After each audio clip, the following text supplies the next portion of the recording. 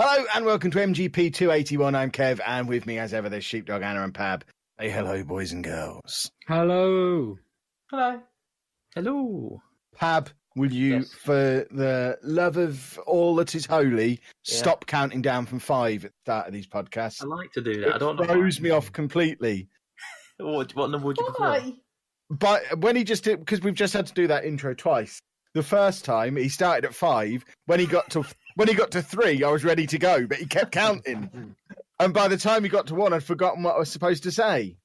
You completely threw me off. Count from 3 or don't count at all. Can't we do letters one week or something? Roman numerals. If you want me to do that, I can do that. I do. Or I don't know, do a haiku, and I'll just start the show when you finish the final syllable of it. Okay. If you did it in Roman numerals, you wouldn't know when to start. It'd just go I. I assume he would count down, just like he does with normal numbers. Why does the switch to Roman numerals mean that he has to count upwards? Well, no, we'd have to go I, which is 1, 2, 3, 4, 5. You've lost me. Yeah. This is why you'll never pass as a Roman. Yeah. How are we all on this fine week, anyway? Yep. Splendid. Good. Very good. Rested. Good. Wrestling? No, rested. Had the week off. Phew. Lazy toad. And what have you been doing with your week off, other than trying to sell washing machines and whatever else I've noticed? God, that was a nightmare. That was a nightmare. The amount of people who'd go, "How much do you want for it?" And I'm like, "Well, I did specify a price," and they'd or the other person who'd just go 20, and you go, "Well, no, I'll put it on there for 75, 30." Well, no, I've just explained to you that it's 75, 31. I'm like, "What's wrong with you?" So I got a bloke who came to me for 75.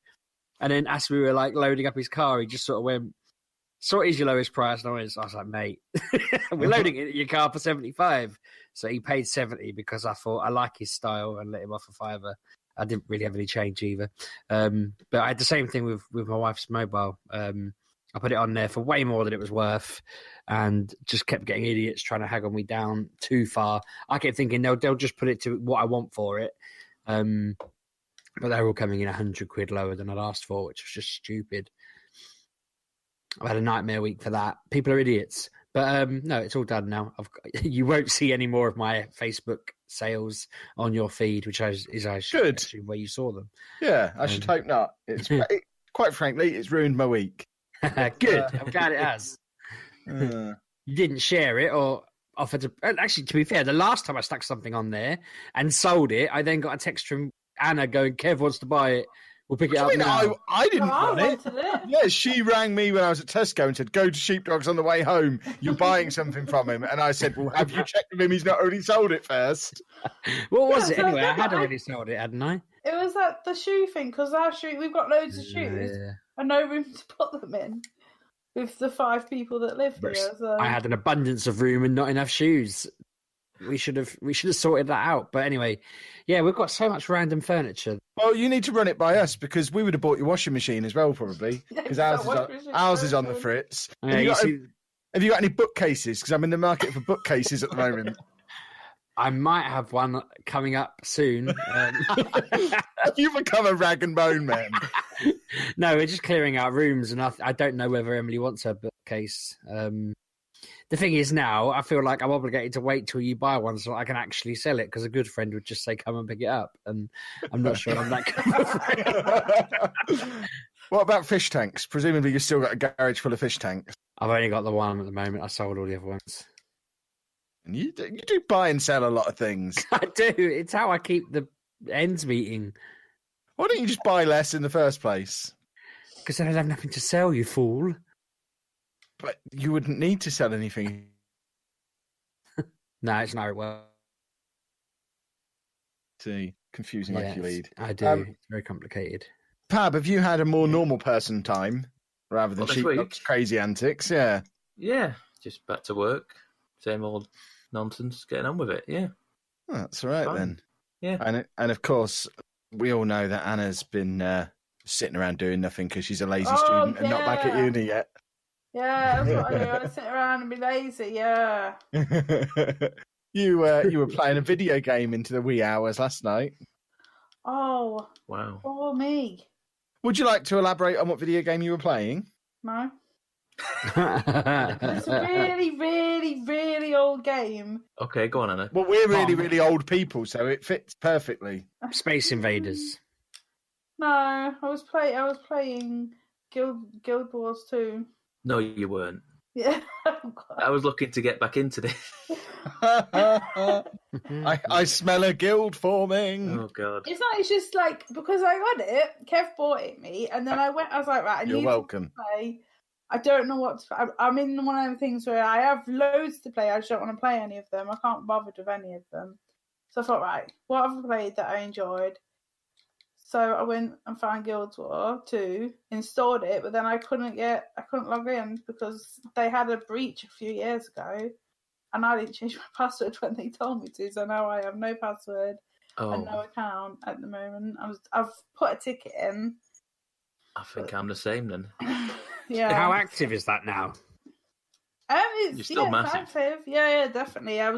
People like, so I use a different email address because you can play it for free now.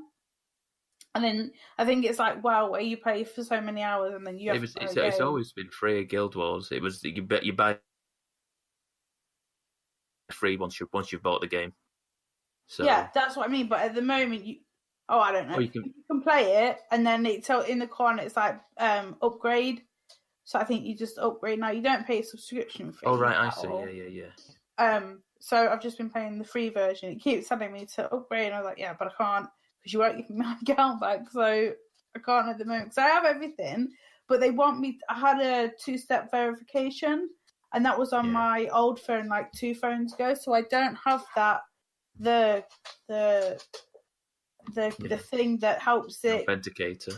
Yeah, and I don't have it, and I don't know how to get past that without my old phone from like years Sounds ago. like you need to buy your old phone back. Get Sheepdog on the case. He's probably got it. That's the one he sold this week, I imagine.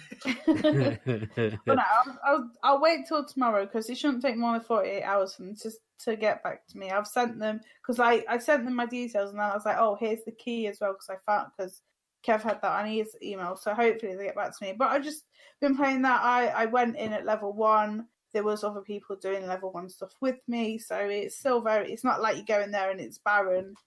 How many days did you spend making a character? Only about 20 minutes. The character creation is very basic. They're all basically preset, and then there's like a few things like hair and color. There's not a lot of varied Asian. Yeah. So you can pick a different race, and then you just pick bits and bobs of what they look like. I'm some kind of magical thing with butterflies. I'm not quite sure. I just randomly picked because I was like, well, I know I have this magic and stuff on my original account, so I'll just mess about with it at the moment and wait for them to get back to me because obviously they haven't, and I did it yesterday. So I'm waiting for that. I played a kind of Van Helsing. Yes. That's another old one, isn't it? The Xbox game. It's relatively new. Yeah. Don't quite get what that game is. It's a bit weird. It's like Diablo, but not Diablo. Like I was playing it, I was thinking, because Diablo gives you like hints of what you're supposed to do and how you're supposed to do it. This just drops you in the game and go, there you go, play. I'm like, what? I don't know how. I don't know how to level up. It's like, oh, if you want to know about the game, go and read in the journal. I'm like, I don't want to go to the journal and read every action. Like, so I played that for an hour and I just put it away. And then today I signed up to Boomerang Rentals because I want to play. Is it Neo or Neo? Neo, yeah. I want to play it, but I don't want to pay like 40 quid for it. And then Boomerang Games have a 3-week free period. I have 3 weeks off uni. So if I get my 3 weeks free and then cancel, at least I have at least 3 games I can have in this period. So yeah. I just want to play it because I keep seeing it and I want to play it and I know what it's about. Do you like Dark Souls? I do it. I have been going in that way because I played the Surge. Yeah. And that it was all right, but it did get a little bit annoying because there was these creatures that were jumpy as hell, and I was like, I can't be dealing with them. And I have watched people play Neo, and I'm like, I like the look of it. I want to have a go, but again, I don't want to pay the £40 or the £20, which is digital. So if we can get it for free for a couple of days, I'm all open to it. Great stuff, yeah. Definitely. That's it, really. I'm just a bit. It's like Christmas is just gone. I've got free time. I'm just like, I look at it all and think, I can't bother because I lost I lost my save for Wolfenstein. Oh no! Yeah, I lost it. I don't know. Because I played it. So when we went to London, London. When we went to the apartment, I played it. I got it the day before, so I played it all day, and then on Friday I got Assassin's Creed, and then I just got into the Assassin's Creed, and then I had lots of assignments to do, so I didn't go back to it. And in that time, my PlayStation Plus had lapsed. Oh, that's harsh. Yeah. So then I went back to it. I thought, right, I'll start again just to get the hang of the controls. Did that. Then, so I started a new save, but it was like you can have 3 different saves going on, if you know what I mean. Like you choose, you start game. Yeah. The thing, you know how you have 3. You can have multiple saves, yeah. Yeah. So I went on the second one, started that, played that for a bit. I thought, right, I'm fine, I can do this. I'll go back to my save. Went back to my save, and it wouldn't work. It wouldn't tick over, and I think it got lost somehow, or something had gone wrong. But I've lost all my saves now. I thought, if I delete the save I've just done, hopefully my other one come back, and then that went. So I lost the 2 hours that I did there, and the 11 hours that I did another one. Hang on a minute. You did 11 hours in Wolfenstein in one day, yeah. What? How'd you do that? The game only takes 8 to complete. No, it doesn't. Well, it depends how you play. This is Anna. She has to smash open every loot box and everything. That's fair enough. Yeah.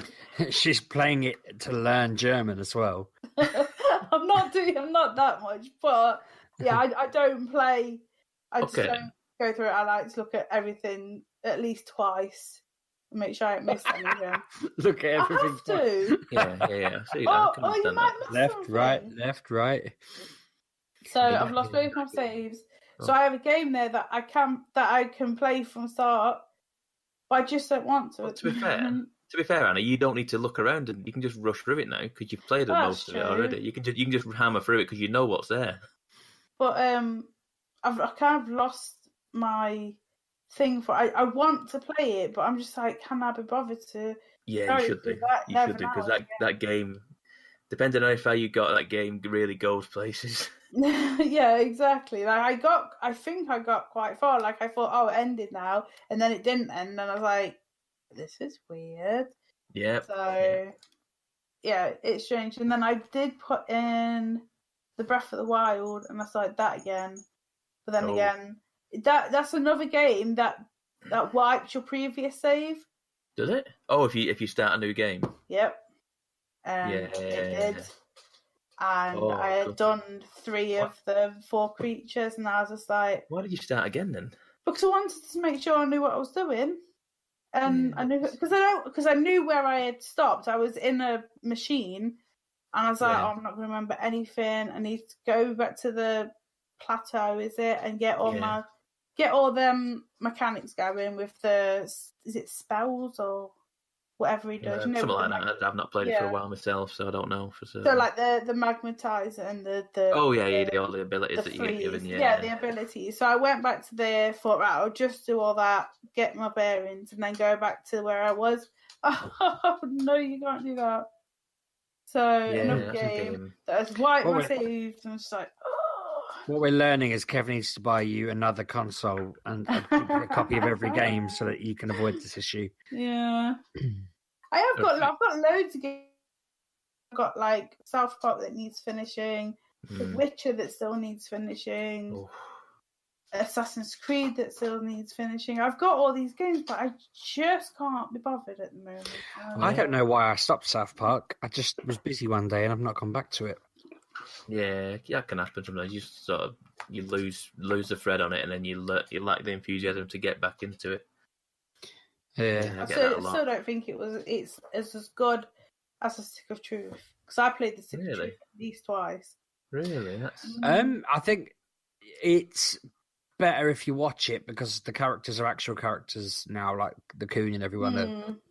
It feels more like a South Park game than the other one felt like a South Park game. The other one was great, but I don't know. This one feels like it's more in line with the show, which I guess isn't as good if you've not seen it. But I don't know either, though. I mean, I can't honestly tell you how far I am through it, because I feel like I can't think whether I've got 2 or 3 time powers. I can reverse time and I can make time freeze so I can catch Big Gay Al's cat. But I don't know. You're saying all that, and I'd go back to it now and think, what am I supposed to be doing? And that's really bad. That is. Yeah, that's the reason I'm not playing it in a minute, because I've got a huge chunk of games that I can't juggle all these open world big games at the minute, so I've not even touched it yet. I've had it for at least a month. Have any of you played the Guardians of the Galaxy Telltale games? I started that this week. No, I've fallen off Telltale games altogether. I don't know why. I had, yeah. I just kind of felt like they were a little bit similar and whatever. I feel like I used to buy them all immediately when they came out, and then I just thought I'd got drip fed all the episodes, and I thought, I'm just gonna wait till all the episodes come out and buy them at a cheaper price. Although that's not the wisest idea, because I tell you what, I'm so upset. I put it in to play it thinking it's Telltale. The files are going to be relatively small. Yeah. They're all on the disc. What could go wrong? And it took about 2.5 hours. That's the thing, they're not on the disc, though, are they? Yeah, they're not at all on the disc. Disc is just for show. Disc is one episode. Yeah, so but then it wouldn't let me just start episode 1. It made me get all 5, or it made me get the first 3 before I could actually play it, and then kept telling me we've downloaded number 5, like in the background while I was playing it. But the story to that so far, I'm only towards the end of chapter 1. That's really cool. I like that a lot. It's a bit off-putting that none of the characters look like the Marvel ones, but I don't really, I can't blame them for cinematic ones. Yeah. I mean, obviously Rocket Raccoon and Groot look exactly the same, but it's also not in line with that universe. Yeah, they're more based on the comic books rather than the actual. Like Groot's an adult, and Rocket Raccoon is just. I mean, he sounds almost like Bradley Cooper's voice for him is very similar to whatever they've done in this game. Yeah. But I mean, the story to that is well good. Like, I'm not going to. I can't really spoil it because I'm not that far into it. But the premise is that in the first chapter of the first chapter episode, they kill Thanos. Right. And so it's just like, oh wow, we've done it. We've finally killed him. So they go to a bar and get really drunk and have a lot of fun, and everyone's lauding them as heroes. And then the next morning they wake up and realize they've got to pay their bar bill, and so they're like, oh crap, what do we do? So they decide to sell Thanos' corpse. And then you've got to decide what they're going to do with it, and so on and so forth. There's lots of other bits around it, but that's kind of the it's classic Guardians of the Galaxy style humor, isn't it? It's like they've done this amazing thing, and then there's still just these grifters who need to make a few bob flogging the corpse to pay their bar bill and just live life as heroes. But it's a solid premise. It's going on from there. They had a device that I'm guessing, like, it hasn't hinted to this, but I'm guessing somewhere down the line he won't actually be dead, or something will bring him back. I'd be surprised if they leave him dead. But it's just very good. It's a fun Marvel-based game. I really enjoy it. That's taken a lot of my sort of spare time between bits and bobs. I got Pokemon Ultra Moon for Christmas, and that's basically the same as Pokemon Sun and Pokemon Moon was, but it's a different story, which I've never played a Pokemon game for the story before. It's weird because what I did, I imported all the ones I'd caught in the previous game, so I've pretty much caught them all. So all I am doing now is playing the story, and it's a bigger story than the other one. There's more to do in the game. seems really interesting. I've not had a chance to get really stuck into it. It took me way longer than it should have done to actually move all my Pokemon across, and I only had like 2 days left on my Pokemon bank, which they timed very well, I think. So I ended up spending another $5 to store all my Pokemon in the cloud so I could drag them all in. One thing I was very disappointed. I thought, oh, brilliant, I've got like 400 of these now. It'll just say I've completed it off the bat, but I haven't got 400. I've got like 200 because I haven't got all the ones they evolved from, because obviously they evolved. They evolved. But I hadn't thought of that at all, so I felt a bit dumb when I finally got into the game and didn't have all these gaps in my Pokedex where now I've got to go and find the original, like the baby versions of Pokemon. And I feel like they've won this round. They've screwed me. They've screwed me good. But no, it'll be fun. I'm enjoying it. Yeah, I mean, they're the main games that I've been playing other than Football Manager, which is doing my head in because I'm not very good at it. Oh. Have you considered getting a bit better at it? I will probably pick people's brains on Twitter at some point or another. Can recommend some excellent videos you could watch to pick up some tips from an expert. I don't really want to watch videos. They're really good videos, I hear. I see. You know it makes sense. What is happening? Something's just strange has happened on my computer. Talk amongst yourselves. I'm having computer issues. I have also, I mean, other than that, all I've been doing is playing on, like Pokemon Go's had another update, and I've been hammering that on my week off. All the new Pokemon from Gen 3 are pretty much out now. I read something today that they've switched all the regions around or something like that. They switched one. I don't know if, I'll have to double check, but yeah, I was sat there last night. My wife went to bed, and I was reading, of all things, while playing Football Manager. Okay. And I got a little message saying, it's telling me there's this Pokemon nearby, but it can't be because it's only available in America. And I was like, whereabouts is it? And they sent me the picture of where it was. And I was like, straight up, I'm going to put my shoes on. I'm going to go out for a drive, like 1 a.m, convinced there was a glitch that we were going to benefit from. And then, like, as I was getting into the car, I saw well, he'd done the obvious thing of going on the internet to check whether they'd changed the game. Yeah. Whereas I was like, you know, move first, ask questions later, go out and catch it. And if it turns out it's everywhere, great. But no, he texted me again saying, no, it's available literally everywhere now. They've just released it. So I stood down and went to bed. But good. That's the one benefit of being off. I like the fact that I can just go gallivanting out and about in the car at all hours. I mean, tonight I went out with my son for like 25 minutes, just caught all the new Pokemon within a 10-mile radius. How many's in it now? God, like 380. Really? Yeah. I mean, it's 800 and something in the main games.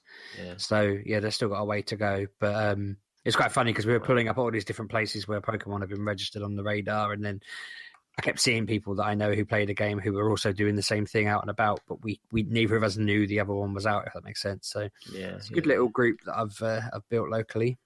You got a community now, have you? Nerds. My people. My computer issues themselves, so I thought I'd contribute. Yeah. Lovely. Yeah. I think it was a good point, well made. Yeah. See, I've actually played stuff this week. Some of it's the same old, but some of it was new stuff. And yeah. What about you, Pub? Me? Oh, where do I start? The beginning. Yeah. Do it alphabetically. Alphabetically. Mm-hmm. Assassin's Creed Origins. That's the A's. This game, for me, is the one I've played most, probably over the last week, maybe 2. I don't know what it is. It's the only game that I want to play at the minute. And I'm not even... I'm in Alexandria. Mm-hmm. So that's... Is that it? Yeah. Yeah. Okay. I'm literally just wandering around doing everything in each little area, each little like bit of the map you go to. You open a new zone, don't you, sort of thing. Mm. And I've just been doing everything in it. Wow. I went to Crocodile Island. I destroyed all the crocodiles. Mm-hmm. I went and did everything in every single area. And I don't know what it is. There's just something to that game. It's got a Witcher vibe to it. In the same way, I just want to be playing that game all the time. I don't want to be particularly. There's no other game that's occupying my mind at the minute that is keeping me, amused. It's so good. It's such a good game. I mean, I think I'm ready enough to go out of Alexandria now. I've just killed the snake. Mm-hmm. So, that was a fun. Did you fight him? Did I fight him? No. Did I fight him? You're probably not as far then. I killed the snake. The massive snake? No. The one of the guys, the snake. Oh, okay. The many guys, not a giant snake. I imagine it probably is a giant snake, but I killed. There's like each boss sort of thing in the start. It's like there's the snake and the. I thought you meant the things that go up. Every now and again. Not the gods. Oh God, no. I did get a thing saying, there's a new quest you might want to look at. Level 43, and I went 43. I'm level 10. Yeah. Have you done the Final Fantasy bit yet? No. Is that something that pops up somewhere, or have I got to find that? Yeah, it's like a special gift or something. It's quite high level. Is it? But it's easy. It's basically you just have to do a puzzle, and then you get a chocobo, and you get some weapons that are Final Fantasy themed. Very strange. Well, I don't know what I did, but I started the game. I don't know if I mentioned this before, but I started asking people, and I've started the game, and I've got the black outfit from the movie, which everyone else who's played the game, I've mentioned it to, they've gone, I've not got that. Where'd you get that from? I don't know. I literally installed the game and it was just there for me. I went, right, okay. I got that. I love some of that. I got that. I got a white horse to start with. Okay. White horse with like a blue saddle. I was like, okay, I'll not use the camel. I'll just use this rare white horse. And I got a rare weapon and a rare bow. And I was like, I don't know what it is that I've got this from. The only thing I can think it is the Twitch Prime were giving out some loot at some point. Yeah, which I might have claimed for. That's the only thing I can think of that I would have got that some other people wouldn't have necessarily got. But it's really cool. That's really cool. I like just to go around in the black outfit, and it keeps giving me all these different outfits. I got the cat outfit for doing like a little gladiator arena at some point. Yeah. I went, that's cool. I went, it's not as cool as the black outfit. It reminds me of the Magi from the Mummy films, all in black. That's what that's what I'm gonna play it as the guys from the Mummy. Okay. But then I got through like to his wife, and she shaves him. She shaves his head and shaves his beard. And I was like, I don't like him now. No, I've put the beard back on. Yeah. He looks weird with all bald. I was like, I don't like it. So I've put his beard and hair back on. You'll get old one day, Pab. Yeah, I know. So yeah, that's the game that is occupying most of my time at the minute. What else have I played? I bought Call of Duty. Why? I wanted a multiplayer shooter that was kind of fun, and I enjoyed the multiplayer shooter stuff that we played at. What did we play that at? Insomnia. Insomnia, that's right. We played Insomnia, and I played the beta and whatever, and I enjoyed it. And I just enjoy doing the multiplayer stuff. That's about it, really, for it. I've started the campaign on it. It seems like a basic Call of Duty campaign. You start off doing the Normandy beaches, storming the beaches. It's fine. But I'm just enjoying doing like it's like you take orders, which are like bounties from Destiny. So you just like you got to play a death match or kill 25 people, play 30 matches, and you go to like a little. They've got a headquarters now, which is like the tower in Destiny. Like the Destiny had a tower, and you'd have all your social area, and it'd have loads of people spawning in or whatever. So they've got that now, and they've got a guy at the desk that get your orders from, and then you get these loot drops every level. You get a loot drop or whatever it is, and then or you complete these quests, you get loot drops, and then you literally you select which drop you've got. And you throw a little smoke grenade on the floor, and then a drop drops down in front of you, and you just watch this little crate open, and the cards come out and shit. I thought it's quite amusing. It tickled me anyway. So yeah, I've been playing that. I just enjoyed every now and then just playing a simple shooter that I can put in for have a game for 10 minutes or so, and then I go, right, okay, I'm done. Like I say, it's complete opposite to Assassin's Creed, which just takes up all my time. But it's nice just to every now and then just pop in. I've got 10, 15 minutes spare. Let's have a go on this. What else have we got? Super Mario Odyssey. I've been picking at this every now and again while I've been out and about over the festive periods. I've been taking it with me, and I'm getting through it now. I'm getting through it, or I feel like I am. I've gone for about 5 or 6 zones since the last time I talked about it. And it's still... How many zones are there? I don't know for certain. I want to say maybe 12, maybe. I feel like I'm not a million miles away from getting to end credits, but end credits is nowhere near the end, so to speak. No, not with Mario. I think you can get like 200 moons to complete the game, something like that. And I'm on 127 now, I think, something like that. And then there's another ending over. There's another jump to 500 where there's something else, but the full total is 999. So there's a lot of moons to be getting on with. And that's what I've been doing. Initially, I started doing the game, and I was like, I've just got to complete get every single moon from every single level. And I pretty much did it with there's an underwater level, and I nearly did everything on that. And then I got to a point where I was like, you're going to just burn yourself out just trying to get these really difficult moons. So I was just focused on getting enough to get off the planet, to get off the land, the area I need to be in, so I can move on to the next one. So I'm not just burning out on every single area, which has kind of worked out for me because I've been just moving through the levels, getting enough to go on, and I'm on my way again. And I'm really enjoying it. I really do like this game. It's the only game that maybe not. I might be wrong. I might be misthinking here, but it's one of the only games that I can think of this year or last year, 2017, that just made me happy to play it. It put a smile on my face playing it. It just made me chuckle playing this insane game. Yeah, it's really is cool. It's something else. And lastly, I've had a few games on. I've started playing Star Trek Bridge Crew. It's literally just a bridge. It's a VR game. Yeah. That they've now made into a regular game that you can play on with mouse and keyboard. Where it's like I say, it was originally a VR game where you would take up one of the 4 posts on the bridge. So you'd be like captain, helmsman, engineer, and something else or whatever it is. And you have jobs to do. You have the captain puts the orders out and has all the quests to do and what have you, and the helmsman steers the ship, and and then there's one that has the power, the power ratios of where keeping the powers on the level and what have you. And then the one I was, which was something like engineer or something like that, technician maybe. I was the guy on the guns and the shields and stuff like that and scanning.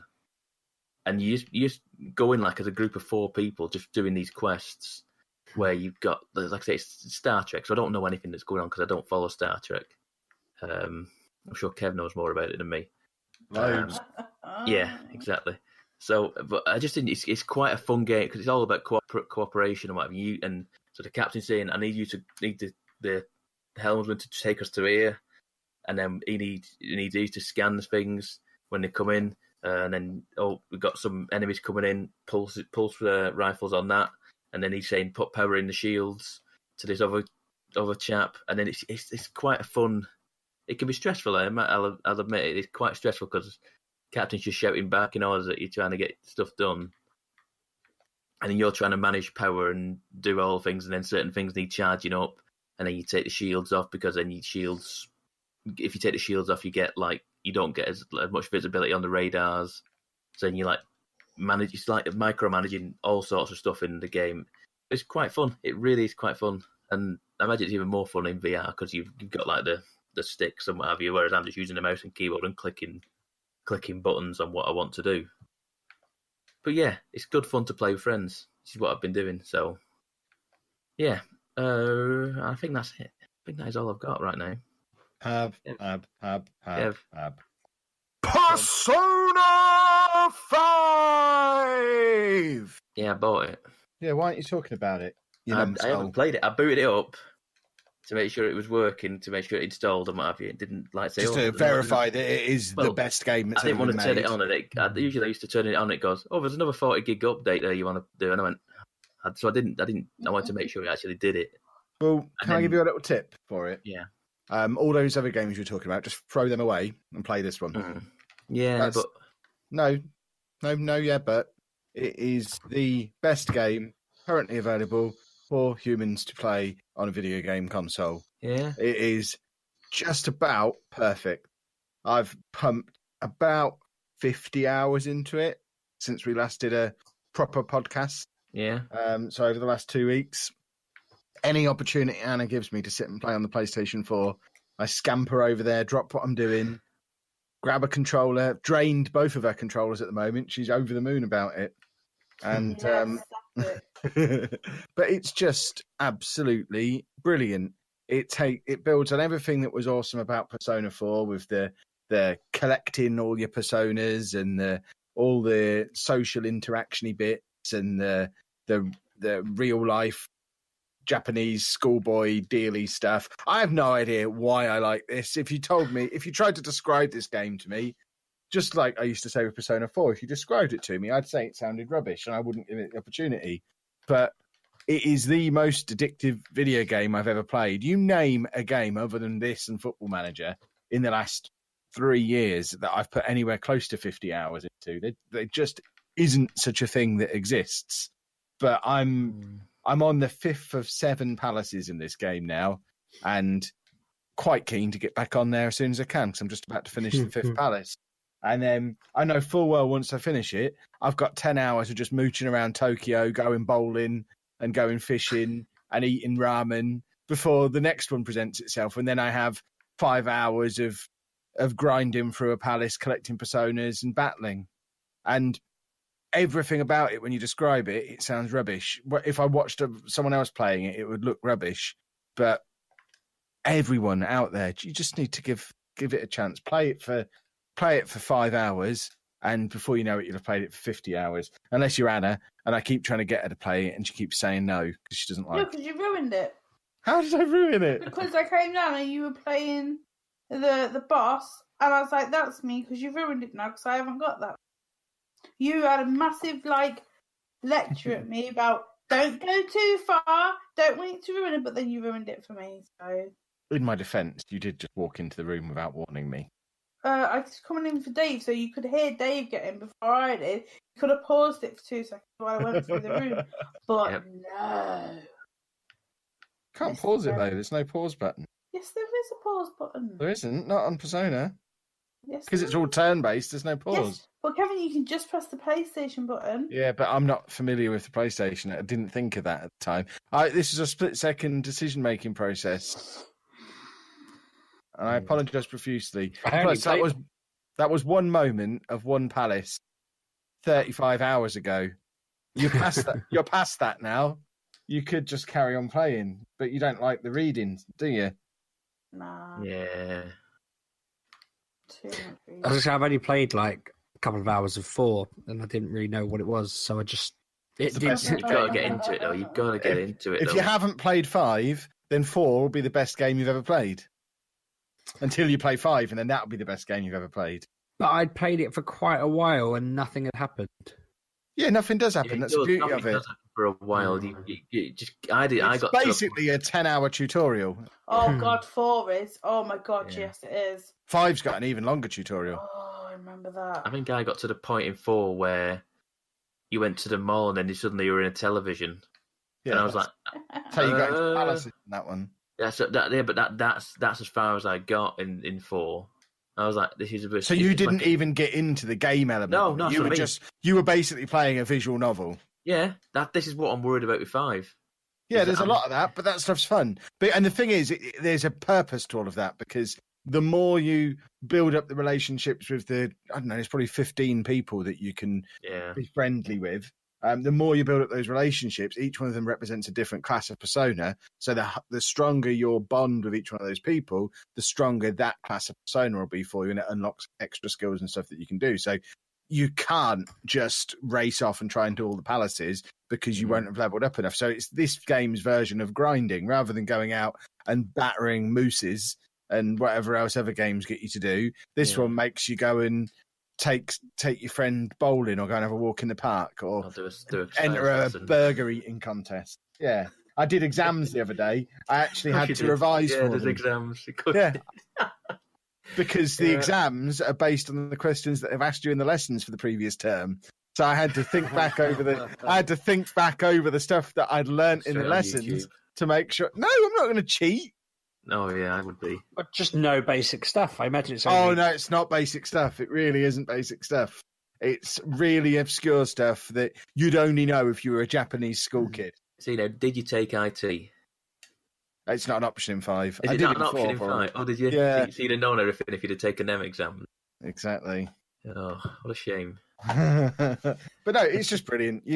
Everyone needs to go and play this game. It's so good. Like I say, I do want to play it, but well, get rid of all those other games. I and want to play play Assassin's Creed. No, just stop massive. that. Pack it in. This is massiver. You know the reason I bought this? Because it's brilliant. The only reason I bought it is because the soundtrack was. The soundtrack is amazing. Yeah, soundtrack is I've got that. Well, I had it in the car, but Anna made me take it out the CD player. Really? Because I've heard it about 100 times. But it's brilliant. You know how much that CD goes for on eBay? No. It's extortion. It's like 70 quid. Really? That's what I paid for the game. I've looked for it because I was like, it must be around somewhere. It's not around digitally. It's on this CD that you can buy. And it's that version of the game that you bought is like extortionate now. Really? Yeah. That CD is probably just lying in my glove compartment, getting bent of everything else that goes in and out of there. Are you sure? When in the old car? In which case, it's been crushed up and it's long gone. I'll just buy a new one. It's fine. Yeah. Oh, no, you won't. But yeah, just get it played, little fella. You need to get it played. And here's my selling point for Sheepdog, Mr. Metacritic. There were reviews. I've read a few reviews of it. Once I got about halfway through, thought, what do people actually think of this? It's widely considered to be one of the greatest RPGs of all time. Mm. You like an RPG, so you should play it. It's time, though, isn't it? Play 5. You only need like 150 hours for your first playthrough. Oh my gosh. I've just put on Fortnite, right? I'm in a queue for 13 minutes. Doing what? To log in. Why? Because it's blew up everywhere at the moment. Just don't play it then. 13-minute wait. It'll move quicker than that, though. It's going down by seconds. I'm watching it. 42, 41, 40, 39, 38. Oh my gosh. I'll just listen to you lot waffle on that. But that was my only game apart from Football Manager, which I'm now back into again this week. The streams are back again, everybody. Back to 2 videos a day. The streams are back, so make sure you check out the streams. Everyone likes watching Kev stream. And here you go, news related to the stream. As of today, the Leluja FC replica shirts are definitely happening. I've got the list together. We've got a squad of 18 of us. I've collected together sizes and squad numbers and names, and I'm going to place the order with an actual kit manufacturer. And we're all going to have, well, not us four, but me and my nerds are going to have the Leluja FC kits that we can wear. That pink checkered number. The pink and green checkered shirt, yeah. My God, the manufacturer's going to be like, what the hell is this? The manufacturer thinks it's brilliant. They've been preparing the inks today so that they can get it put together properly. We've got to put them in as a bulk order, but once we've got them, we're going to challenge all of the YouTube football teams. Plus, we're going to challenge Nuneaton to a football match in the summer. Leluja FC versus Nuneaton. I don't know if they'll accept it. But... And judging by the fact I'm looking down the sizes on here, there's a 3XL, 2XL, 2XL, 5XL, 3XL, XL. I don't know that we're going to be that good of a football team looking at the selection of sizes we've got. There's a few mediums in there as well, but I think there might be a few big lads in this team. But yeah, we'll be muscle there. Exactly, that's what mine is. All muscle. But yeah, the Leluja FC replica shirts. I shall wear it the next time I see you, Pab, so that you can see me in it. Oh, great. I look forward to it.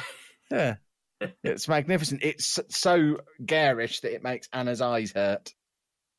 Doesn't it? So does your face. Why do my eyes hurt? My Leluja FC replica shirt. Let's see. The pink and green checked one. Yeah, it's horrible. You can't wear it in this house. But no, for the fact that my dyslexia and my colour thing won't allow it. It will physically hurt my eyes. So you can't wear it around here. You don't know that it will do that with the actual shirt. Oh, Kevin, I've seen the picture. It hurts my eyes to look at that. You've seen a mock-up. You've not seen a picture of what the actual shirt will look like. The actual shirt has never been made. They'll be made next week sometime. Yeah, for good reason. Because it's too pretty. No, it really is not. Mr. Well, Colourblind. 19 people think otherwise and have all paid £30 each for one. Wow. Because they're crazy. So what kit manufacturer are you going with? I can't remember.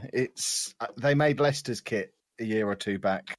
Oh yeah. It's a weird one that I can't remember the name of. Hold on, I'm looking it up now. Can't think of begins with an E, I think. No, I don't know. I can't remember. No. I'm sure I'll find it. It's not Puma who makes their current kit. It's... I can't remember. It doesn't matter. You'll see when the shirt's arrive. If you'd have wanted to know that much, Sheepdog, you could have bought yourself a shirt. I noticed you're absent from the orders. I didn't even know you were doing it, mate. Well, you should keep an eye on my Twitter properly. I don't read Twitter. Yeah, so I've noticed. These shirts have been for sale for 3 weeks. You should have heard about them in my streams that you were presumably watching. I don't watch your streams. Wow. You have a lot to learn. This is why you're no good at Football Manager. Oh, God, yeah. I've just realised that when my assistant manager told me that before I started, we weren't very good at playing against 4-4-2 formations. I thought he said that they weren't very good playing in a 4-4-2 formation, so I've been avoiding that like the plague, even though it seemed like the best fit for the team. And I've just reread his advice. I'm like, oh, crying out loud. So I'm hoping that'll put my fortunes back in line. Splendid. Is that it for video games then? Yeah, I think so. Yeah, I think so, yeah. Splendid. So movies and television experiences. Oh, yes. What have we got then? You mentioned Black Mirror on Twitter. I did see you say that. Yeah, it's rubbish compared to the previous season. Ken, don't be silly. No. I like it. Have you seen the first? Is it only the first one you've seen? No, I've seen all of them. There was 2 I've good episodes in the whole season. I've only seen the first one, and I'm sort of inclined to agree. It was okay. That's one of the 2 that's any good. Wow, Jesus. Okay, I didn't think it was that good at all. I liked Hang DJ. That was quite cool. I don't know them by their names. And the last one was good. They were all quite good, except for the fifth one, the black and white one. I didn't like that one. That one was particularly rubbish. Yeah.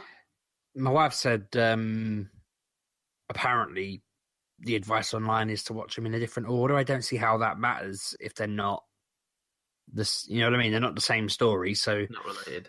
Yeah. You can't watch the last one. You have to watch the last one at last. Apart from that, you can watch them in any order, except for the last one. That's interesting. But yeah, I mean, I thought it was okay, but it wasn't as good as last season at all. Yeah, that's the feel from the whole season. It's if you compare it to other TV shows, it's still pretty good. Compare it to itself, and no, we even rewatched some of season 1, and the difference between season 1 and season 4 is huge. It's just. It's because the first series was years ago, though. Yeah, but this one isn't. This is the second season they've done in a year, or in less than a year. It really feels like they've rushed it together and running out of ideas a little bit. We even watched a YouTube video, didn't we, where the whole premise for one of the episodes was exactly the same as a Carl Pilkington nonsense rant on the Ricky Gervais podcast. I remember that. One of Carl Pilkington's crazy ideas that he managed to nonsense out in 5 minutes and everyone laughed at. It's an entire episode, of season 6, and again, one of the good episodes as well. But it was like, did Charlie Brooker steal from Carl Pilkington on YouTube? And we watched it. I was like, oh yeah, and like it wasn't even just one; it was a few of them that his ideas had looked like had been stolen. It was very strange. Yeah, it doesn't. I don't know. It's not the same. I think they've rushed, probably because Netflix were throwing all that Netflix money around that you're always talking about, saying, "Well, if you can get it done this year, you can have an extra £5 million." Oh, all right then. What podcast am I listening to? Gubbins on Twitter put me forward for a somebody was asking about getting a writer to help him with a project, and he was like, "Oh, RB6K will be worth a look." And I've been chatting to this woman, and she wants to write a script for a TV show, and I'm like, "Huh, okay." So I might be working on that. But speaking of Netflix, I'd forgotten about their £8 billion budget or whatever it was. I might have to tell her that's where we should be pitching it. So it's someone who wants to write a TV show, but she doesn't know how to write. She wants a writer to work with her on it. Offended. It went really quiet then. It's just like, hello? They're all speechless, Sheepdog. Yeah. But no, that was a bit of a tangent. All week we've been watching, they had, on I think it was ITV, they had all the Harry Potter films from 1 to 8. Yeah. And my wife kept putting them on, and for the first few I was kind of like, Harry Potter. But by the last one I was like, let's sit down and revolve our evening around it. It was really good. It was a nice little just week of it. We did that, and then Hunger Games was also on another channel, and so we've been watching them. And Pitch Perfect 1 and 2 were on another channel. So yeah. I've had a week of just rehashing films that I've already seen, which has built up nicely for me to go and see Pitch Perfect 3 at some point soon. I haven't read any reviews, so I don't know if it's any good, but the first 2 are brilliant. Oh, I've not mentioned it ever. Pitch Perfect. No, Pitch Perfect. I've watched Star Wars. Star Trek, you mean? Yeah, whatever. What did you think of it? I can't decide. I'm very torn on it. Tell us about it in detail. I'm eager to hear. I really don't know. I mean, I've watched it Christmas Eve, something like that, and I came out of it going, I can see why people don't like this film. Yeah. But I also kind of came out of it going, I enjoyed what I saw, and it's. I feel like I need to watch it again, just to like let it soak in a bit. Because I think people overreacted a fair bit. I've read a lot of reviews since where they've kind of said it is a very good film. I don't think it was as good as 7 though. Yeah, but 7's everyone loves a story building and starting, don't they? Everyone loves to watch a story kick off, introduce people, create potential and all of that sort of stuff. Nobody likes it when it's actually realised at the end. Yeah, I can see that. But I don't know. It felt like there was just there's like a plot going on in like the main plot going on, and then there was like little capers going off on either side of it, while this one plot in the middle was just sitting there like stagnant sort of thing. If you know what I mean, Sheepdog. I don't know if I want to spoil it or not. It's not really a spoiler, is it? It's the more I think about the logistics of the film, the more I'm like, okay, it doesn't really add up. But I really offended my friends when I said it, and I said to you last week, didn't I? It's a film aimed at kids. The kids aren't going to think about the fact that... It's not, though. I don't think it is. It definitely 150% is. I mean, it's family-friendly, but I don't necessarily think it's for kids. I think, well, it might be aimed at kids, but that's the wrong audience for it. Because, this franchise has been around for God knows how long, since the 70s, and it's iconic. Yeah, but they don't care what people our age do. They don't want us to watch it. They want people like my kids to watch it and buy toys. You want kids to buy the toys, yeah. It's always and always will be a vehicle for flocking toys. That might be their target audience, but it's not. That's not the audience they're getting. Oh no, exactly. But they're getting a mixture, aren't they? They're getting people my age taking their kids in. Yeah. You know, I never had the nostalgia for it. I just knew it was the big film on at the moment and thought my kids might like it. I took my kids to Toys R Us last week, and my son tried to he just picked up this ginormous BB-8 toy off the shelves and started walking around with it as if he was going to buy it, even though I hadn't. He couldn't. He didn't have any money. I wasn't going to buy it for him. I only saw it after the fact, kind of thing. I was like, "What the hell are you holding?" He just had this massive, enormous robot. But he wants it because he's seen the films. It's BB-8, so it's only from the recent films as well. He thinks, to him, that's a really big deal, and it's an awesome character. I just think that people are forgetting that. Really, honestly, they're just sort of forgetting that that's all this is to the people making it. I'm so torn on this film because there's parts of it which I thought was really awesome, and there's parts of it that made me like sort of eye roll and look around and say, "Did that just happen?"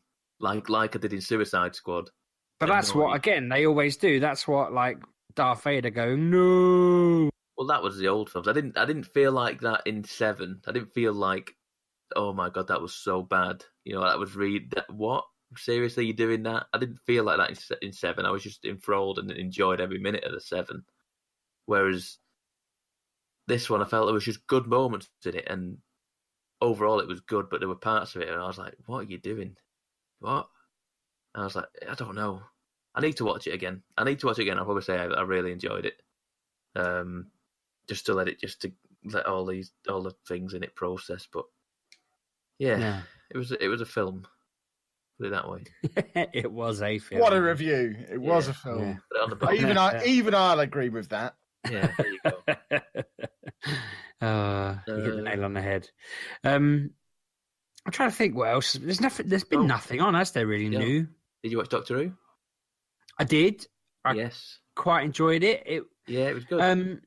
I found everyone talks about Capaldi's like final speech being really amazing and like memorable and one for the ages, and I kind of just thought it was I don't know, like he said something silly like never eat pears, and I thought they're just writing what would somebody who used to write Doctor Who have written in this scene. It felt a little bit like it was just someone doing a parody.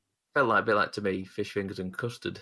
Yeah, exactly. But that felt like someone just reaching for what random thing can we put in that doesn't work. And I was just kind of like, meh, you know. I like the scene, the general kind of him doing the big old speech about it all. I liked the way he delivered it. I just felt like some of the words were a little bit weird and just try hard, which it is a fine line between trying hard and doing it well, or looking like you're just trying hard and failing. And maybe I'm being a little bit too mean saying that they tried too hard on that bit, but I'm hoping the new writer, and it being a woman, maybe she'll just be different and deliver the lines differently. And Peter Capaldi's an amazing actor, but I feel like he was just, I don't know, he was mismanaged early on, and it took, he just got into his stride for me. Yeah, definitely. They'd stopped. I read a lot about him doing a lot of. He did a lot of talking about what he thought they should do with his character, and he made a lot of input in the later year, towards the end. Sorry, and it seemed to show. You know, whereas when they tried to do their own thing, I think they ballsed it up a bit. But yeah, I'm hoping this lady, I forget her name, I feel really rude, but hopefully you'd remember her name if she was a man, wouldn't you? You monster. Sheepdog strikes again. What is her name?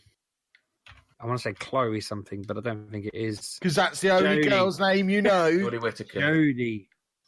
Her voice is different to what I remember, because she was in Black Mirror, wasn't she? She's local to me, sort of thing, isn't she? She's very much northern. She's very northern. I was like, oh, that's a. Didn't she sound like brilliant? Doctor. Yeah, she brilliant. Was proper northern doctor. Female Pab. Is that what you thought? Yeah. It's Pab in a wig. Was she wearing a northern shirt? She was. Yeah, she was. Yeah, there was, yeah. Excellent.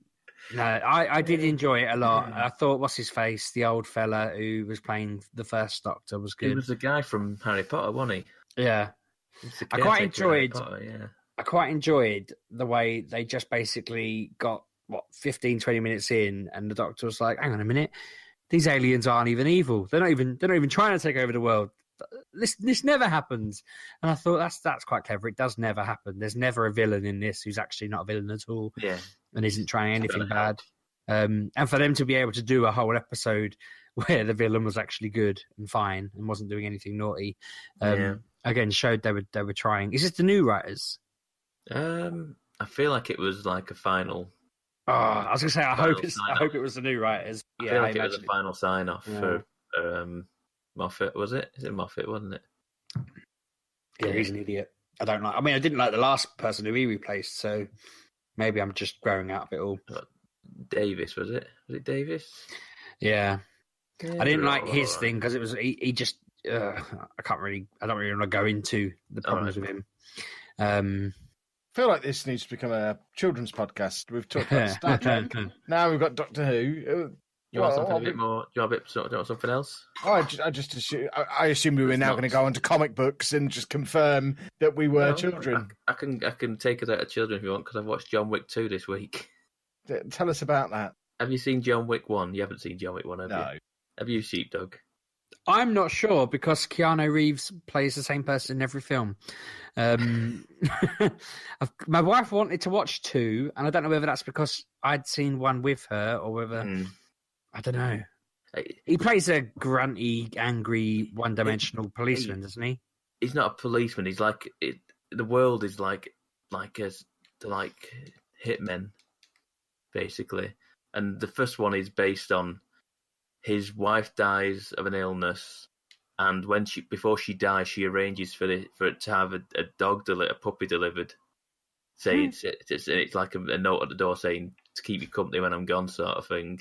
Your wife's dead, and now you got to raise a puppy. Got it. And this is not a spoiler.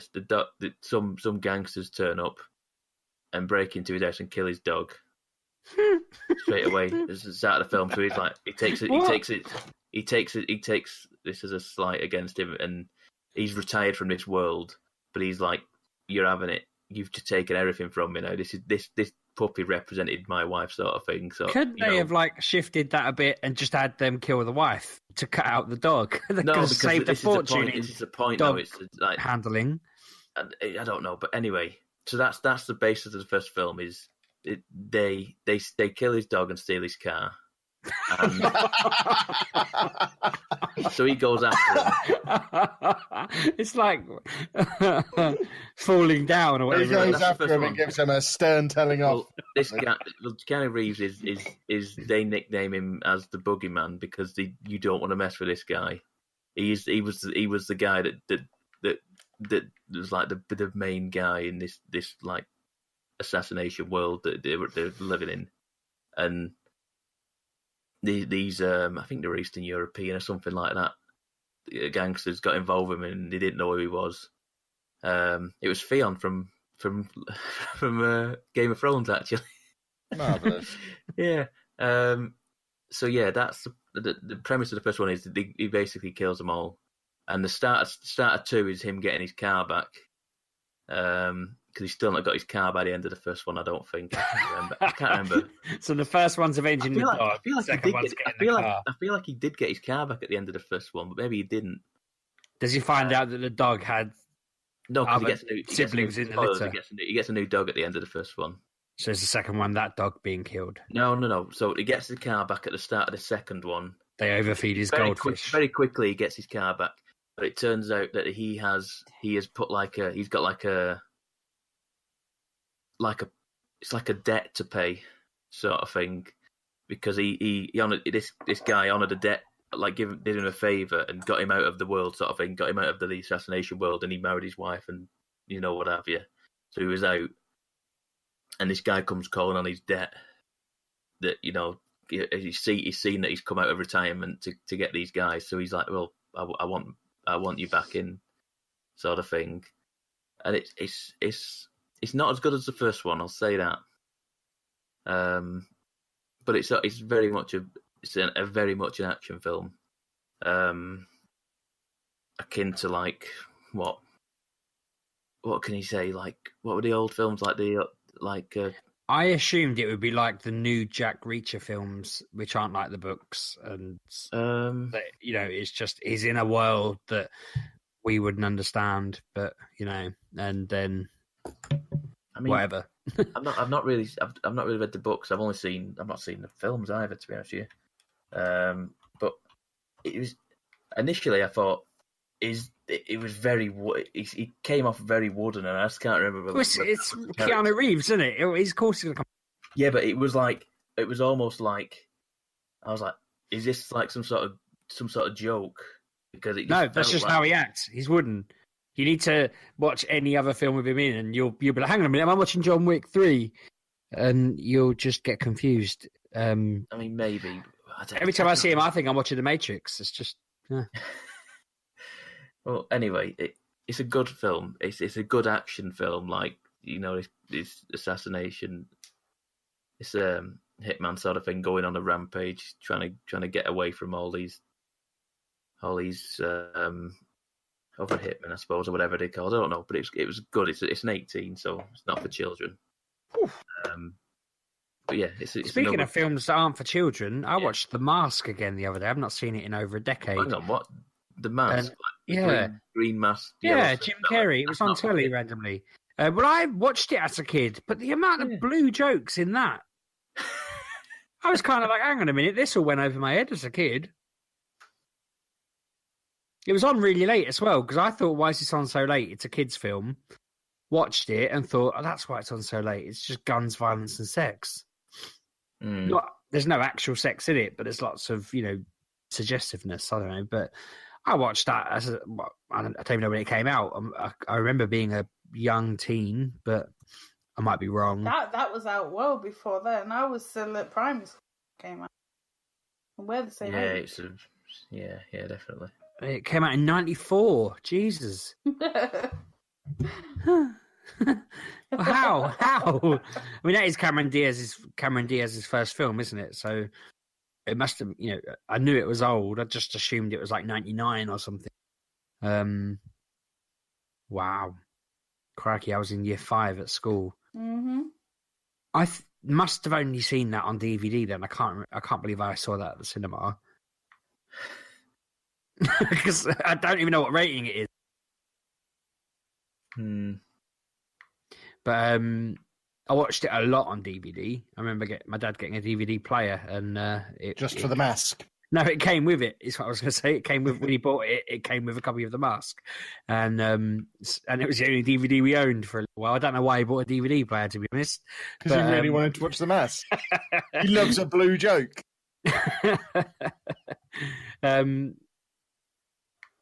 Apparently, it's a certificate 14 in America and PG in the UK. So maybe I did see it at the cinema. Yeah, Jesus, probably. Times have changed. I don't think they'd have got away with that. It'd have been a 12A now, probably. He just wastes a load of criminals with a Tommy gun at one point, isn't it? But I was annoying my wife because I knew all the lines before he said them as well. Which again, I used to watch it twice a day because it was the only DVD you had. Right, it's finished. Put it on again. We've got to get our money's worth on this thing. You say that when my cousin, when Space Jam came out, he got it for Christmas, and he watched it something like 17 times between Christmas Day and New Year's. I was like, how is that even possible? Yeah, I couldn't do that. Teenagers. He was. It wasn't that good a film. He was 38 at the time. I've been watching a really old TV show today. An old one? An old one, like really old. Steptoe and Son. No, not that old. But it was this century. Yeah, it was in the 2000s. Will and Grace. No, that started again though. I know. Oh, do I get to guess? No, because you know what it is. Anymore. Yeah, I've got a guess. No, Kevin. I don't know. Kevin. 6 Feet Under. Yeah. Oh, Jesus, why? Because it's on box set, so I thought I've never watched it. So I thought, you know what, I'll give this a watch because it's I think it's written by the same people that did True Blood. I think. Maybe in parts, yeah. Yeah. And I like that, and it's got Dexter in, and it's got this other guy in that's from The Catch with the old woman in, and I like him, and I like True Blood, so I've been watching that. So I've done the whole first series today. Is it any good? Because I watched the first couple of them, and then I remember catching an episode like later in the series, and it just being really weird, and so I never went back to it. But I think my definition of weird was probably I don't know what's going on, so I never looked at it again. I'm enjoying it. Like it came out in 2001, and I find it acceptable for the age of it. It's like what 17 years old. Wow, man, we're old. Yeah. And yeah, it's fine. Like, I can't remember this when I was growing up. In 2001, I was like 16, so it wouldn't. This was probably like one of the starts of just the odd premise. That the premise of the show was a bit abnormal, but like every show now has an unusual premise about them being it's like you said, Dexter, a cop that murders people in his spare time.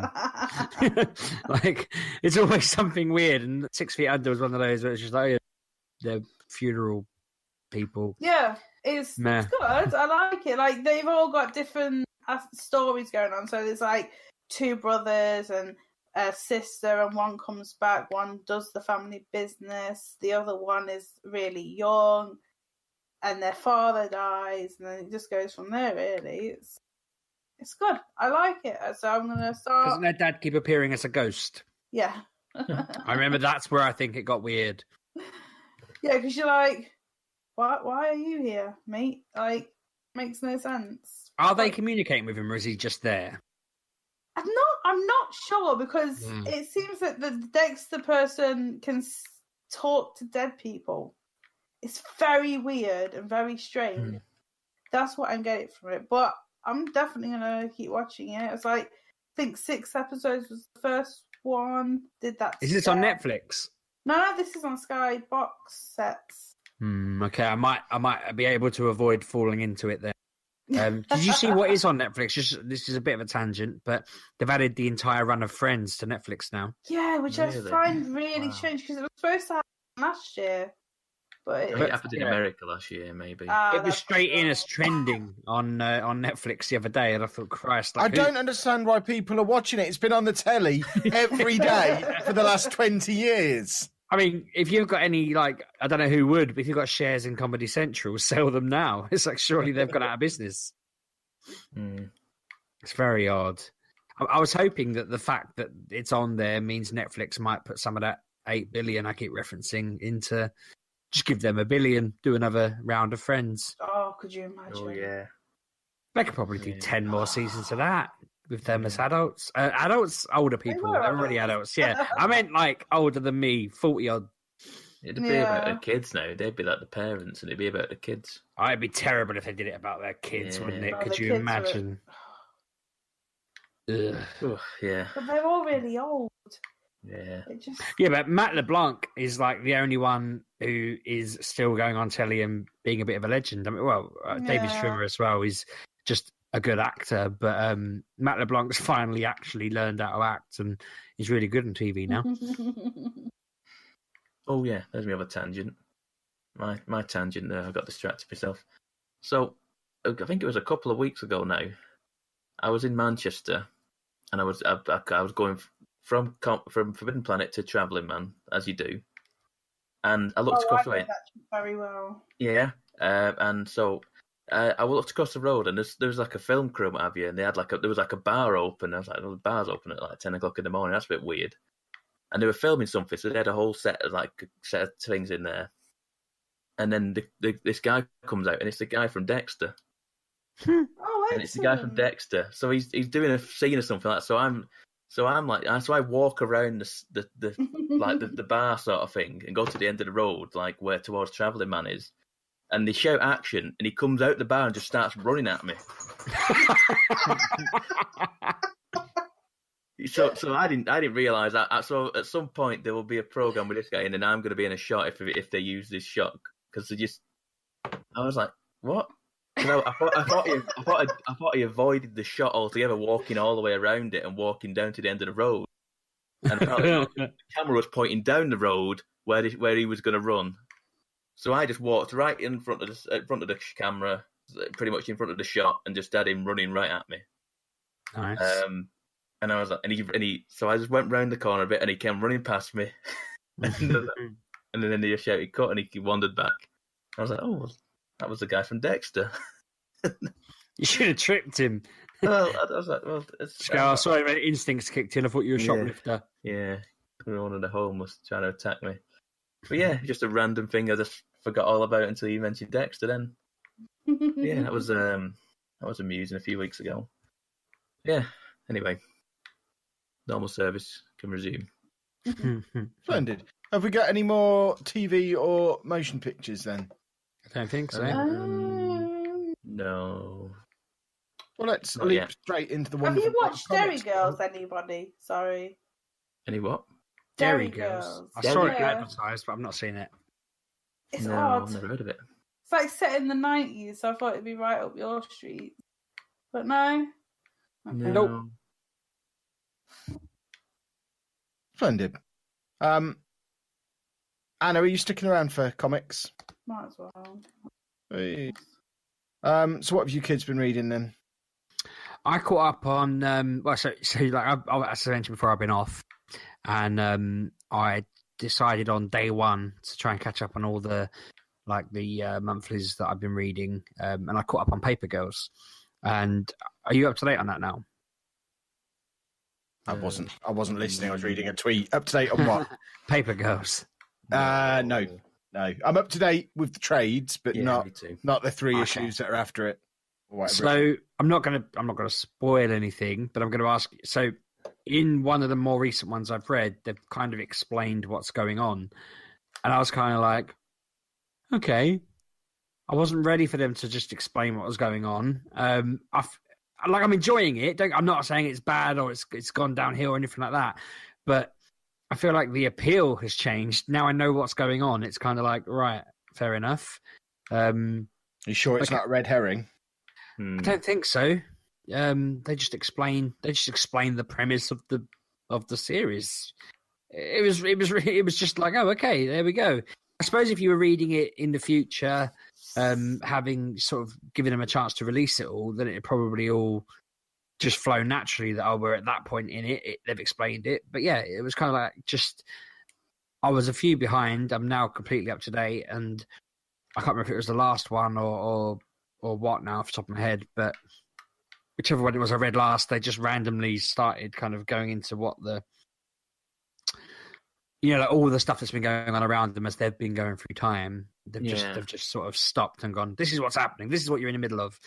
And I was just like, I assumed we'd never find out. I guess I didn't think we'd never find out, but I don't know. It wasn't coming anytime soon. Yeah, it was that was the thing always hooking me into it. I didn't think they'd give it away for free. They've got something else planned. Yeah, there'll be more to it, I imagine, but it's still very good. It's just I was reading it thinking, cool. Unless I assumed that you'd already read it, Kev, and that I just hadn't heard when you'd reacted. I was kind of like, oh, Kev kept that quiet. And... No, I'm trying to behave myself and trade weight with most things, and that's one of them. What? Trade weight. What the wait for the trade paperbacks to be released. Why? Because it's cheaper. Oh my god.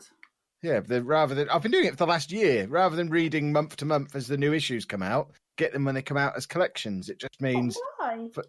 Because it's cheaper.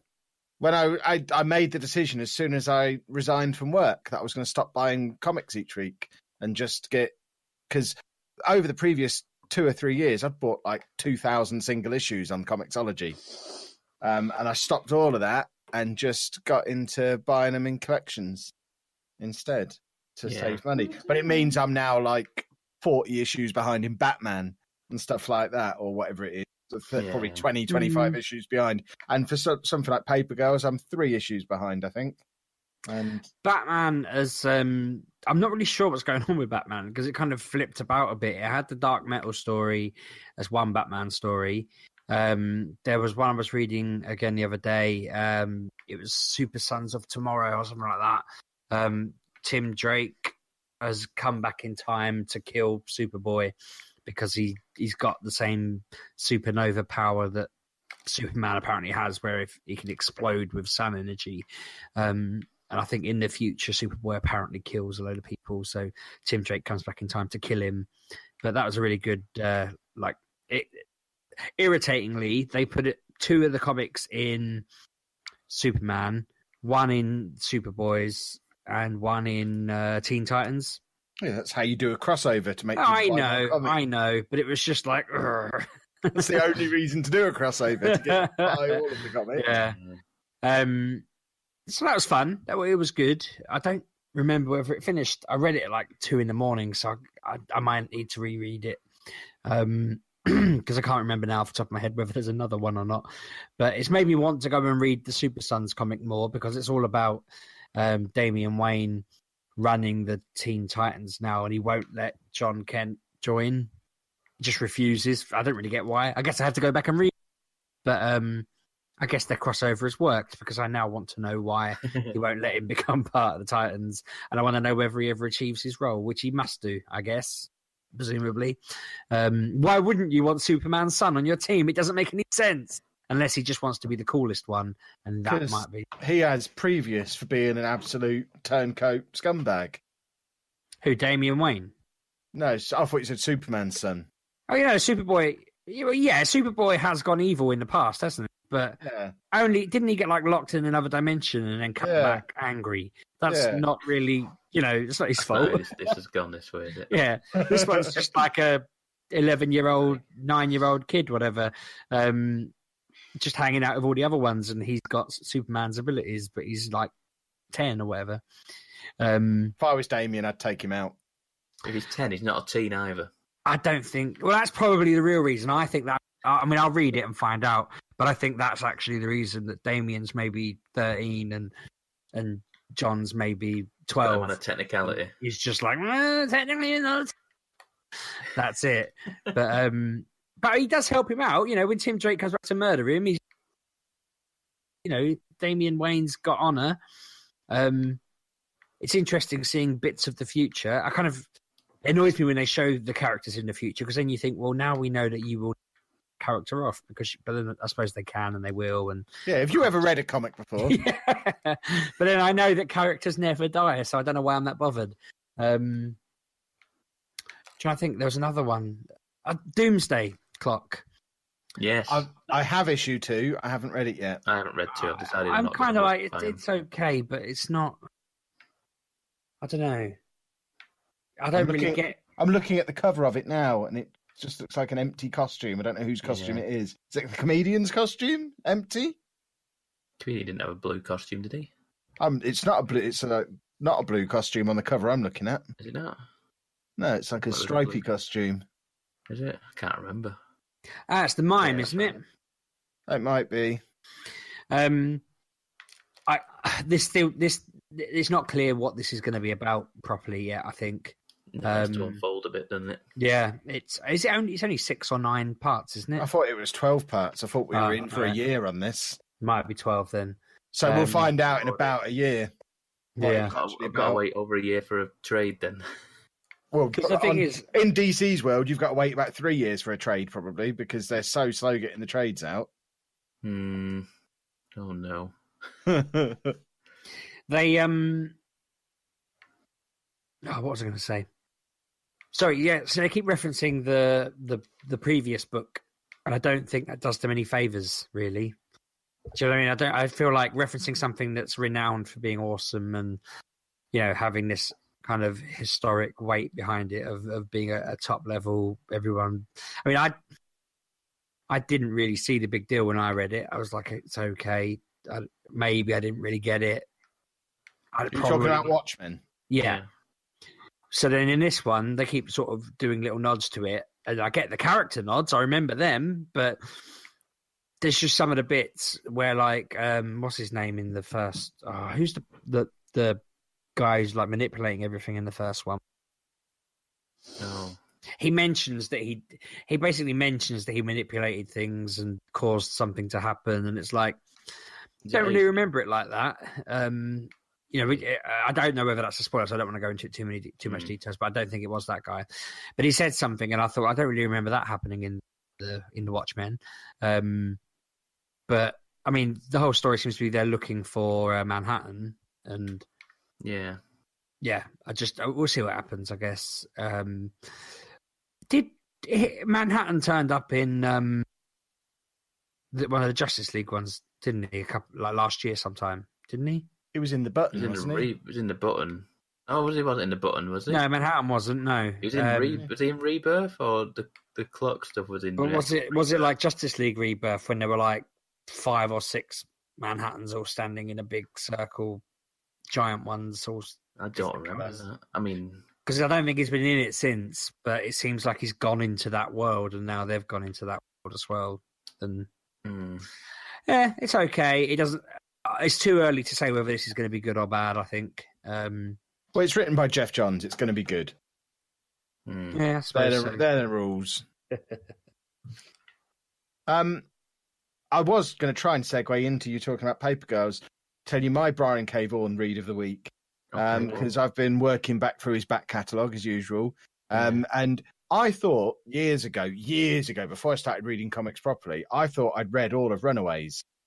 And it turns out I only ever read the first volume, thought it was brilliant, and then moved on to other stuff he'd done. I don't know why. Presumably, that's where Comixology took me 6 or 7 years ago, whenever it was. And I ended up on Y the Last Man and going off in that route. So I was just flicking back through stuff. I think it's when I was flicking through the Comixology Christmas sales.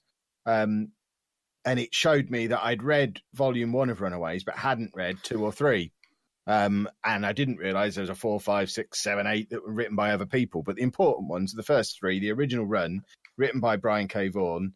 So I reread the first one, and I've now read volumes 2 and 3 as well. And I tell you what, this is just so good. I see why Marvel keep trying to bring it back, but it just, I imagine it just wouldn't have the same magic without Vaughan just being brilliant. But it's even volume 1 in particular is such a well-crafted story that it's volume 1 of Runaways is one of the better, one of the best trades I've ever read. It's just so well put together, and the little clues that you get in there that you don't even come to light until volume 3 even.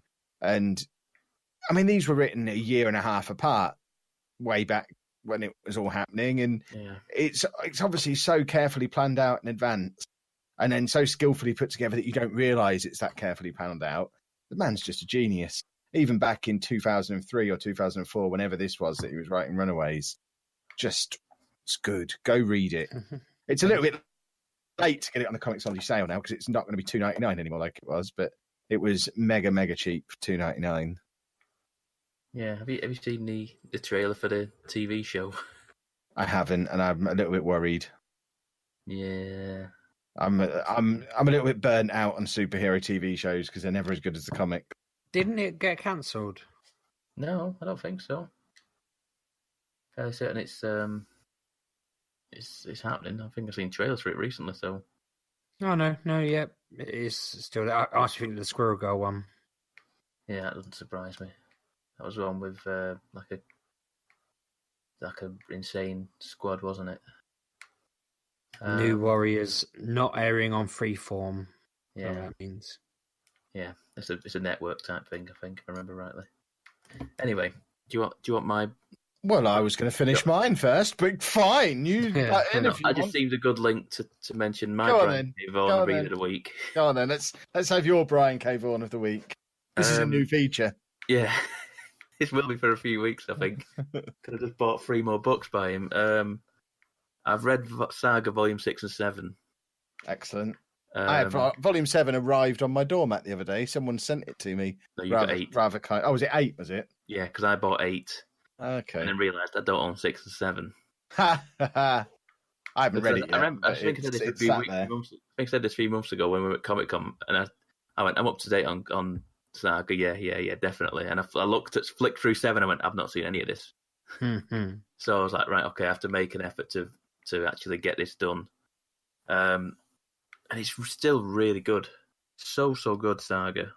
I mean, I read volume 6 in pretty much a night, which is, like I say, is not like me at all. It takes a week for me to read a book normally. So 6 to go just to get rattled off so quickly is just so good.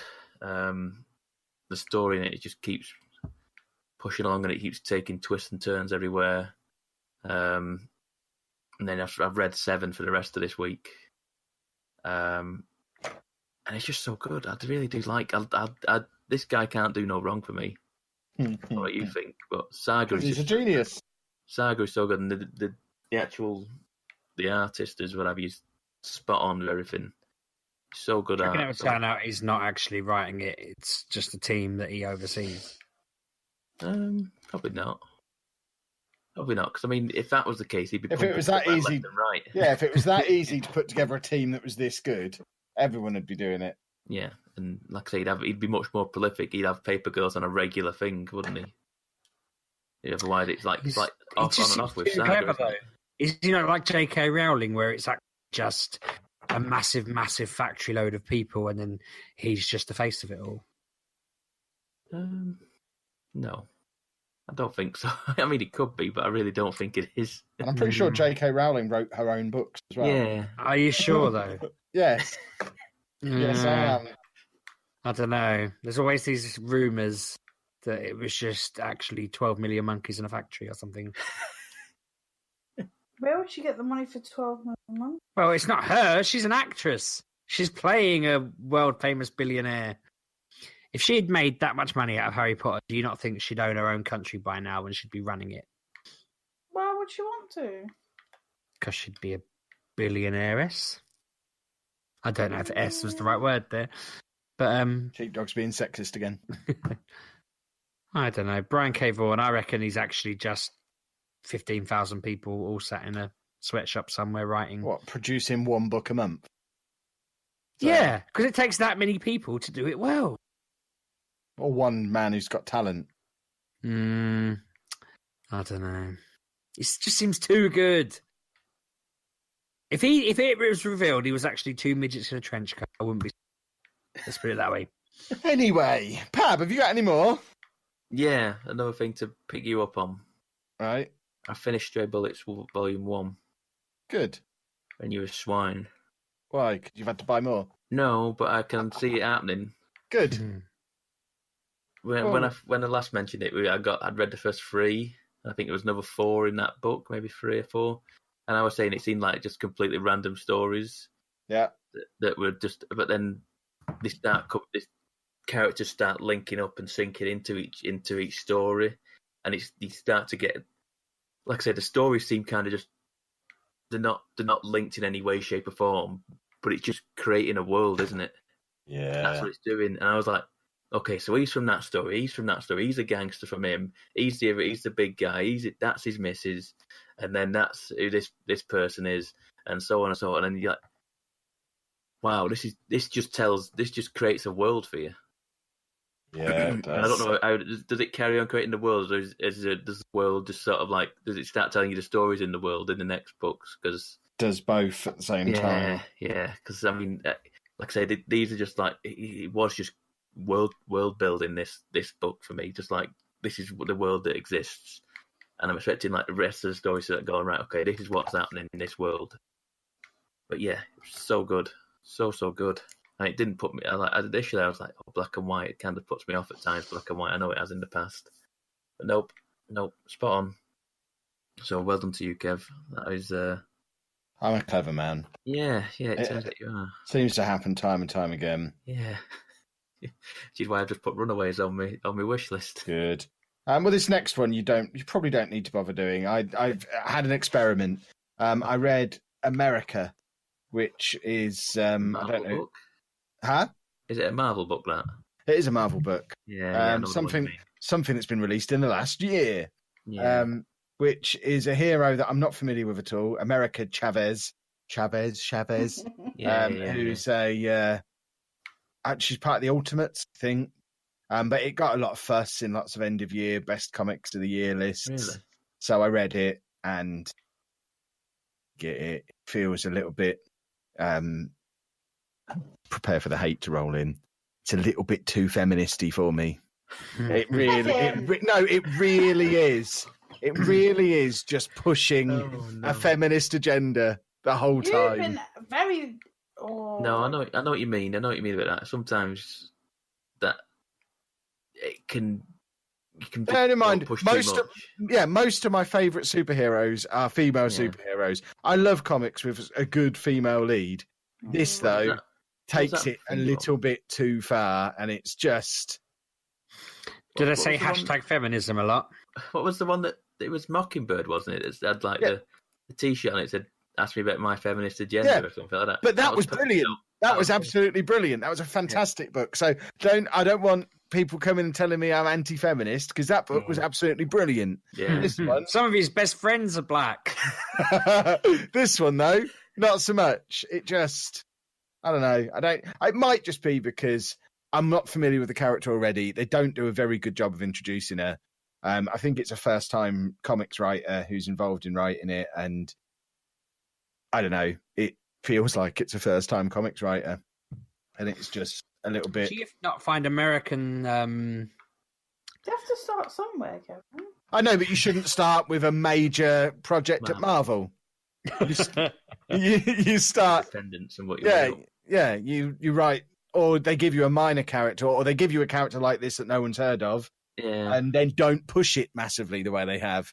But Marvel have spent the last year pushing this comic forward as the best thing since sliced bread.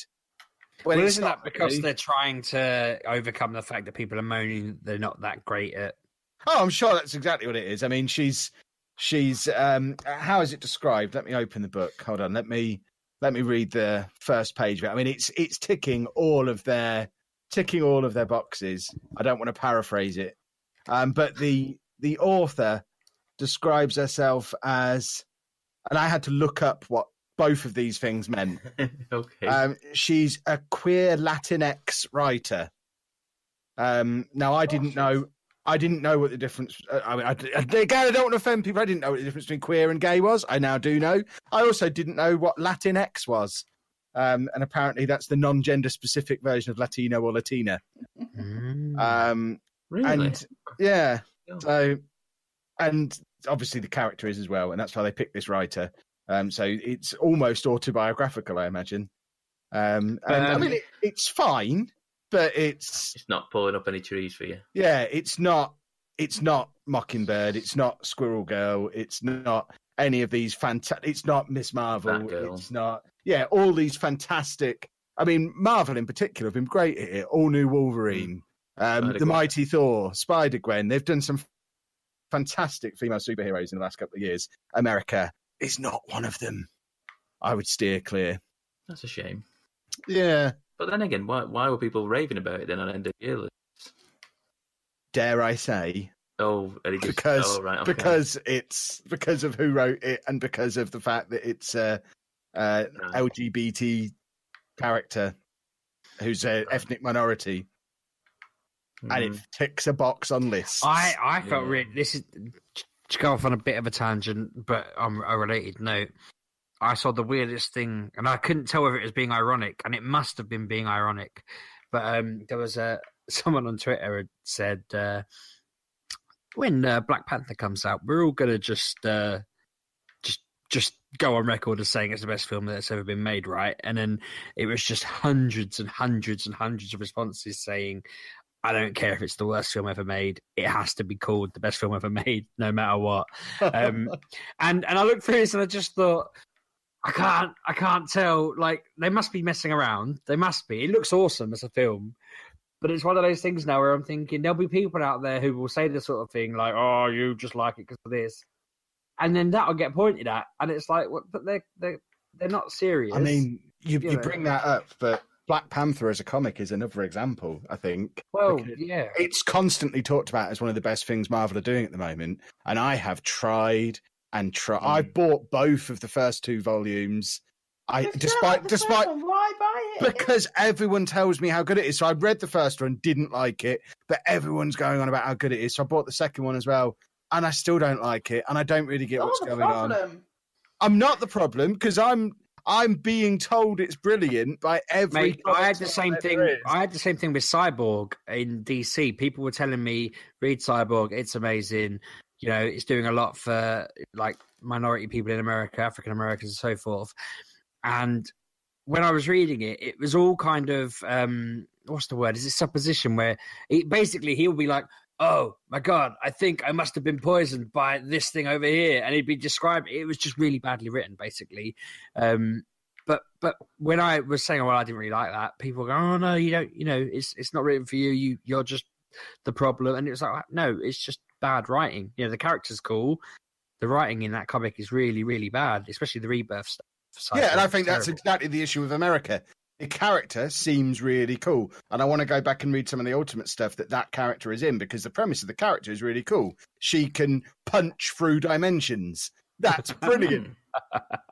But it's just really badly written, and I can't get beyond that. No, I mean the dialogue is poor, the storyline is poor, the arc of the first 5 or 6 issues, or whatever it is, it kind of doesn't make sense what they're trying to do. I don't know where they're going. I don't know what story they've just told me. It's just not very well done.